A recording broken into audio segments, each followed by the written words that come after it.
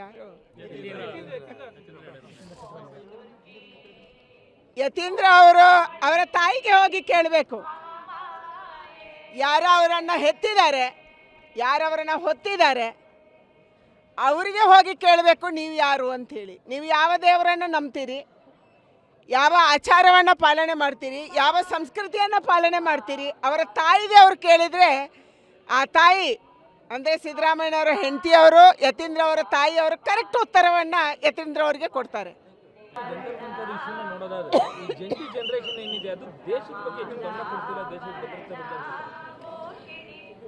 ಯಾವ ಜನ್ಜಿ ಪಾಪ್ಯುಲೇಷನ್ ಇದೆ, ಇದೊಂದು ಹೊಸ ಜನರೇಷನು. ನಾವು ಚಿಕ್ಕವರಿರುವಾಗ ನಮ್ಮ ಕೈಗೆ ಮೊಬೈಲ್ ಇರಲಿಲ್ಲ, ಇಂಟರ್ನೆಟ್ ಇರಲಿಲ್ಲ, ವಿದೇಶದ ಯಾವುದೇ ಮಾಹಿತಿ ಇರಲಿಲ್ಲ. ಆದರೆ ಇವತ್ತಿನ ಯಂಗ್ಸ್ಟರ್ಸು ನಮಗಿಂತ ಹೆಚ್ಚು ಬುದ್ಧಿವಂತರು. ದೇಶ ಚೆನ್ನಾಗಿರಬೇಕು, ನಾವು ಚೆನ್ನಾಗಿರಬೇಕು ಮತ್ತು ಆ ರೀತಿಯ ಒಂದು ಮಾಹಿತಿಯನ್ನು ಪಡೆದು ಆ ರೀತಿಯಲ್ಲೇ ಯೋಚನೆ ಮಾಡ್ತಾರೆ. ಜೆನ್ಜಿ ಜನ್ರೇಷನನ್ನು ಸರಿದಾರಿಯಲ್ಲಿ ತೊಗೊಂಡೋಗೋದು ನಮ್ಮೆಲ್ಲರ ಕರ್ತವ್ಯ ಇದೆ. ಅದು ಸಮಾಜದ ಕರ್ತವ್ಯನೂ ಹೌದು, ತಂದೆ ತಾಯಿಗಳ ಕರ್ತವ್ಯನೂ ಹೌದು, ಸರ್ಕಾರದ ಕರ್ತವ್ಯನೂ ಹೌದು.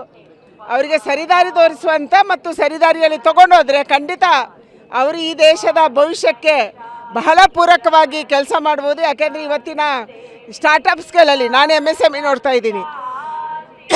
ಯಾರು MSMEಯಲ್ಲಿ ಸ್ಟಾರ್ಟಪ್ ಮಾಡಿದ್ದಾರೆ, ಇಂಥ ಬುದ್ಧಿವಂತರು, ಕಲ್ಪನೆ ಮಾಡ್ಕೊಳ್ಳೋಕ್ಕೆ ಸಾಧ್ಯ ಇಲ್ಲದಷ್ಟು ಬುದ್ಧಿವಂತರು ಮಕ್ಕಳು ಅಲ್ಲಿದ್ದಾರೆ. ಹೊಸ ಯೋಚನೆ ಮಾಡ್ತಾರೆ.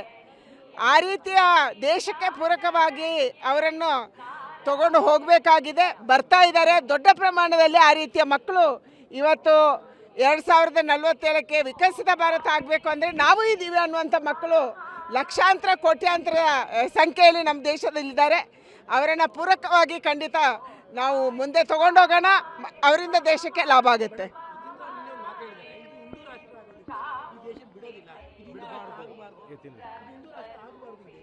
ಯಾರು ಯತೀಂದ್ರ ಅವರು ಅವರ ತಾಯಿಗೆ ಹೋಗಿ ಕೇಳಬೇಕು.